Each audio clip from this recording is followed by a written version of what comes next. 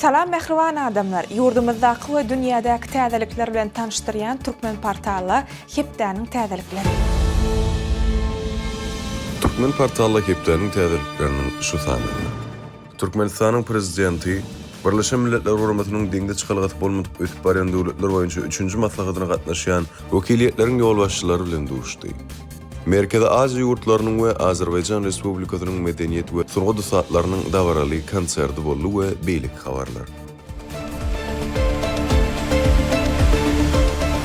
3 awgustda Awada milli siýahatçylyk zowlagyna Birleşen Milletler Guramasynyň deňde çykalgasy bolmadyk ötüp barýan döwletler boýunça 3-nji maslahatynyň başlanmagy münasibetli baýdak galdyrmak dawarasy geçirildi.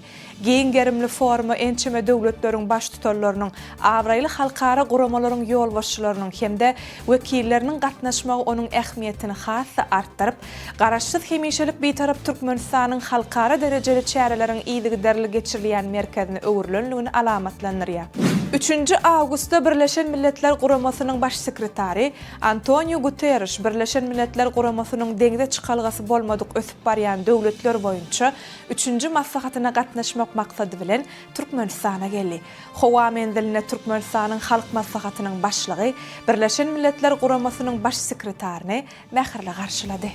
4 awgustda Türkmenistanyň prezidenti Serdar Berdimuhammedow Awada Birleşen Milletler Guramasynyň deňde çykalgasy bolmadyk ötüp barýan döwletler boýunça 3-nji maslahatyna gatnaşmak maksady bilen Türkmenistana gelen Birleşen Milletler Guramasynyň baş sekretary Antonio Guterres bilen duşuşdy. Duşuň barşyna söhbetdeşler bu halkara çäreniň dünýäde durnukly ösüşi gazanmakda, özara ara baglanyşygy ýola goýmakda we ulag geçelgelerini döretmekde möhüm ädim boljakdygyny anan bildirdiler. 5 awgustda Türkmenistanyň prezidenti Serdar Berdimuhammedow Awada Birleşen Milletler Guramasynyň deňde çykalgasy bolmadyk ösüp barýan döwletler boýunça 3-nji maslahatyna gatnaşmak üçin gelen Eswatiniň padşahy Meswati 3-nji Liwiýa döwletiniň prezident geňeşiniň başlygy Muhammed Yunus Menfi, Özbegistan Respublikasynyň Şawkat Mirziýoýew, Gazagystanyň prezidenti Kasym Jomart Tokayew, Täjikistan Respublikasynyň prezidenti Emomali Rahmon, Qırğız Respublikasynyň ministrler kabinetiniň başlygy Adylbek Kasymaliýew, Azerbaýjan Respublikasynyň premier ministri Ali Asadow, Gruziýanyň premier ministri Irakli Kobakhidze, Iran Islam Respublikasynyň birinji vitse-prezidenti Muhammed Reza Aref, Xitayň Halk Syýasy Konsultativ Geňeşiniň ähli Xitay komissiyasiniň başlygynyň ornwasary Wang Yun, Russiýa Federasiýasynyň hökümetiniň başlygynyň ornwasary Dmitri Patrushev bilen duşuşyklar geçirdi. Awada Özbegistanyň paýtagty Taşkentde geçiriljek Merkezi Aziýa döwletleriniň baş tutarlarynyň 7-nji konsultativ duşuşygyna taýýarlyk görülmegine bagşlanan çäreniň dowamyna Özbegistan Respublikasynyň prezidenti Şawkat Mirziýoýew hyzmatdaşlygy ösdürmäge goşandy üçin ordenini gowşurmak dawarasy boldy. Birleşen Milletler Guramasynyň deňde çykalgasy bolmadyk ösüp barýan döwletler boýunça 3-nji maslahatynyň çäklerini 5 awgustda Türkmenistan, Özbegistan, Azerbaýjan formatynaky 3 taraplyň duşuk geçirildi. Duşuň dowamyna özara bähwetli sebitleýin hyzmatdaşlygy giňeltmek we bilelikdäki tassamalary öňe sürmek meseleleri aralyp maslahatlaşyldy. 5 awgustda Türkmenistan bilen Eswatiniň padşahlygynyň arasynda diplomatik gatnaşyklar ýola goýuldy. Değişli resmi nama Awada geçirilen Birleşen Milletler Guramasynyň deňde çykalgasy bolmadyk ösüp barýan döwletler boýunça 3-nji maslahatynyň çäklerine gol çekildi. Awada milli siýahatçylyk zowlagyna Birleşen Milletler Guramasynyň deňde çykalgasy bolmadyk ösüp barýan döwletler boýunça 3-nji maslahatynyň çäklerine 4-5 awgustda ýaşlar forumy geçirildi. Onuň barşyna deňde çykalgasy bolmadyk ösüp barýan döwletleriň geljegi üçin köprüleri gurmak atly ýaşlar jarnamasy tanıştyryldy hemde makullanyldy. Awada milli siýahatçylyk zowlagyna Birleşen Milletler Guramasynyň deňde çykalgasy bolmadyk ösüp barýan döwletler boýunça 3-nji maslahatynyň çäklerini raýat jemgyýetiniň forumy geçirildi. Giň möçörli çäre durnukly ösüşiň esasy ugurlaryny we hereketleriň Awada maksatnamasynyň durmuşa geçirilişini ara alyp maslahatlaşmak üçin hökümetleriň, halkara guramalaryň, ilmi jemgyýetçiligiň we raýat pudugynyň wekillerini bir ýere jemledi. 5 Awgustda Gurbanoğlu Berdimuhammedow adyna howannarlyga mätäş çağalary himayet bermek boýunça Hayır Sahabat gaznasynyň bejeriş işleri boýunça vice-prezidenti Oguljahan Atabaýew Birleşen Milletler Guramasynyň deňde çykalgasy bolmadyk ösüp barýan döwletler boýunça 3-nji maslahatyna gatnaşmak üçin Türkmenistana sapar bilen gelen Katar döwletiniň daşary işler ministriniň halkara hyzmatdaşlyk boýunça döwlet sekretary Maryam bint Ali Al-Misnet bilen duşuşdy. 5-6 Awgustda Abadada Birleşen Milletler Guramasynyň deňde çykalgasy bolmadyk ösüp barýan döwletler boýunça 3-nji maslahatynyň çäklerini hususy pudogyň forumy geçirildi. Forumyň gün tertibine deňde çykalgasy bolmadyk ösüp barýan döwletlerde söwdany we üstaşyr ulug geçirgelerini ösdürmek, sanyny özgörüş, maliýeleşdirmek we maýa goýumlar bilen baglanyşykly meseleler ýertildi. 6 Awgustda Türkmenistanyň prezidenti Serdar Berdimuhammedow Abadada Birleşen Milletler Guramasynyň deňde çykalgasy bolmadyk ösüp barýan döwletler boýunça 3-nji maslahatyna gatnaşmak üçin sapar bilen gelen Ermenistanyň San Tome we Principe Demokratik Respublikasynyň prezidentleri, Uganda Respublikasynyň, Nepalyň Mali Respublikasynyň premier ministrleri, Rabina Nabanja premier ministri Sharma Oli, Malawi Respublikasynyň we Gambaniýanyň vice-prezidentleri bilen duşuşdy. Awada Milli Siýahatçylyk Zowlagyny 6 Awgustda Birleşen Milletler Guramasynyň deňde çykalgasy bolmadyk ösüp barýan döwletler boýunça 3-nji maslahatynyň çäklerini günorta hyzmatdaşlygy boýunça ministrler duşuşy geçirildi. Duşuşyk bu ýurtlaryň ilmi we innowasion kuwwatyny pugtalandyrmaga gönükdirilen strategiýalary hemde mexanizmlary aralyp maslahatlaşmak üçin netijeli meýdança boldy. Abada Milli Siýahatçylyk Zowlagyny 6 Awgustdyň deňde çykalgasy bolmadyk ösüp barýan döwletleriň aýratyn derwurlyklary hemde ösüş ulugymyny olaryň öňünde durýan aýratyn meseleler barada maglumatlar ýaýratmaň halkara gün diýilip yglan edilmegine bagyşlanyp ýörüýte briefing geçirildi. Birleşen Milletler Guramasynyň baş assambleýasy tarapyndan geçen aýda kabul edilen ýörüýte kararnama laýyklykda bu şanly sene şu ýyldan başlap her ýyl bellenler.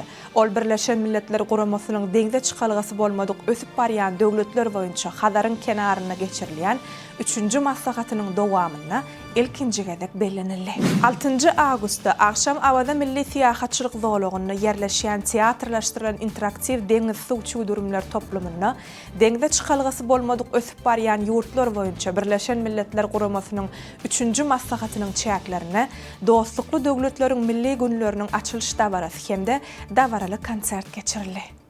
7 Awgustda Abadada Birleşen Milletler Guramasynyň deňde çykalgasy bolmadyk ösüp barýan döwletler boýunça 3-nji maslahatynyň çäklerini ıgrarlykdan özgörtmelere deňde çykalgasy bolmadyk ösüp barýan döwletler üçin hereketleriň abada maksatnamasyny ilerledýän Zenanlar ady bilen Zenan ýolbaşçylaryň duşuşy geçirildi.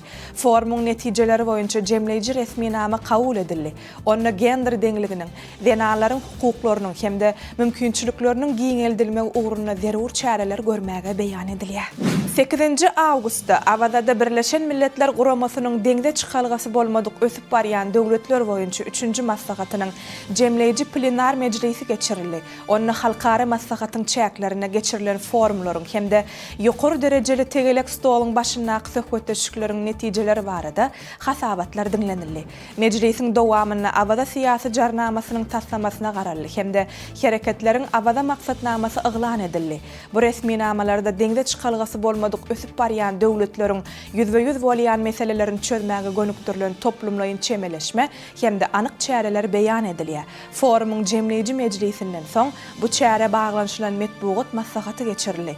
Soňra ýokary derejeli wekilleriň gatnaşmagyna halkara forumyň tamamlanmagynyň nyşany hökmüne baýdak düşürmek dabarasy geçirildi. 8 Awgustda Abada Milli Siýahatçylyk Zowlagyny teatrlaşdyrylan interaktiw deňiz suwçy güdürümler toplumyna Merkezi Aziýa ýurtlarynyň we Azerbaýjan Respublikasynyň medeniýet we sunugat ustaatlarynyň dabaraly konserti boldy. Konsert dogallyk ýurtlaryň bu gözel künjekde ýygydarlykda guralan milli gülleriniň hem jemlemesine öwrüldi. Dünýä täbirleri. Pekin'de 8 Awgustda Beijing Etown Robotic Technology Industrial Development CO kampaniýasynyň ýardam bermegine adam sypatly robotlaryň satylýan dukan açyldy. Bu ýerde akylly enjam satyn alyp, olaryň online arkaly ritmileşdirip şeýle hem kärennesini alyp bolýar. Awstraliýada soňky 50 ýylda iň köp gar ýagdy. Ol ýeriň ýüzüne 40 cm goly gar örtügilenmezdi. Sosial torlarda çap edilen mayıl howa uygullaşan ýaşyl iklimiň ýaşaýjylarynyň bu tebigy şertleri taýin dällikleri görünýär. Video şekillerde hassa kengurularyň özlerini alyp başlary täsir edýär. Apple kompaniýasy 2025-nji maliýe ýylynyň 3-nji çäreги üçin girdijilerini çap etdi. Girdiji 99,4 milliard dollara deň boldy. Bu geçen ýylyň deşli döwründäkinden 10 götürüm köpdür. Apple kompaniýasynyň baş direktori Tim Cook teljerjilere 2007-nji ýylda goý berilip başlandan bäri iPhone smartfonlarynyň 3 milliardynjysynyň satylandygyny habar berdi. Habarda kompaniýanyň öz meşhur smartfonlarynyň 1 milliardynjysyny 2016-njy ýylyň iýulynda satylandygyny aýdylýar. Sport täzelikleri. Kuraş oyuncu Türkmen pehlivallary Günörtü Koreýanyň Gyeosan şäherine geçirilýän kuraş oyuncu 14-nji Aziýa çempionatyna ýokary hüner derejesini görkezdi. Türkmenistanyň milli ýygyndasy bir altyn, 6 kümüş we 9 birinji jemgyň 16 medal gazanyp, umumy toparlayan hasapda münasip ýere eýildi. Kuraş oyuncu Aziýa çempionaty 30-njy iýuldan 5-nji awgustda çelli geçirilip, oňa Aziýa ikliminiň 20-den gowrak ýurdundan 300-den gowrak türgen gatnaşdy. Ahal Türkmenistanyň futbol boýunça çempionatynyň 15-nji tapgyrynyň duşşugyny Nevçeýi ýeňdi. Duşşy Gaşgabatyň Nusoy stadionuna geçirildi we ol 2-0 hasap bilen tamamlandy. 11-nji minutda Nazar Tuwakelow Nevçeýiniň derwezesine birinji topu saldy. Onuň 27-nji minutunda bolsa, Mahmud Berenowyň geçiren goly yer eýleriniň artykmaçlygyny artdyrdy we duşşugyň ahyryna çelli hasap ütkemedi. Arkada Türkmenistanyň futbol boýunça çempionatynyň 20-nji tapgyrynyň başga wagta geçirilen duşşugyna Aşgabaty ul hasap bilen ýeňdi. Bu duşşukda Altymrat Amannurdiýew 3 gol geçirdi. Ýene bir pökgüni Şahmehmet Hydyrow karşıdaşynyň derwezesinden geçirdi. 45 toplan arkadagy ýarış tertibine öňdelikde barmagyny dowam etdirýär. Aşgabat kluby 11 tuk bilen 6-njy orny eýleýär. Anadurdiýew 13 gol bilen ýurdumyzyň ýokary ligasynyň bombardierleriniň sanawyna öňde dur. Türkmenistanyň denanlar ýygyndasy taryhy üstünlik gazanyp, ilkinji gede Halkara Küçt Federasiýasynyň 2025-nji ýylyň iýul aýynyň jemler netijeleri boýunça taýýarlanan dünýä reýtinginde 50-nji orna çykdy. Mundan öň Türkmenistanyň denanlar ýygyndasy iň gowy netijesi 70-nji orunlaryň töweregindedi. Şonuň üçin häzirki 50-nji ornuň Türkmenistanyň denanlarynyň ýygyndasy üçin taryhyndaky iň ýokary netijedir. Mehriban adamlar, size yetirmek istilen täzeliklerimiz şulardan ibaret.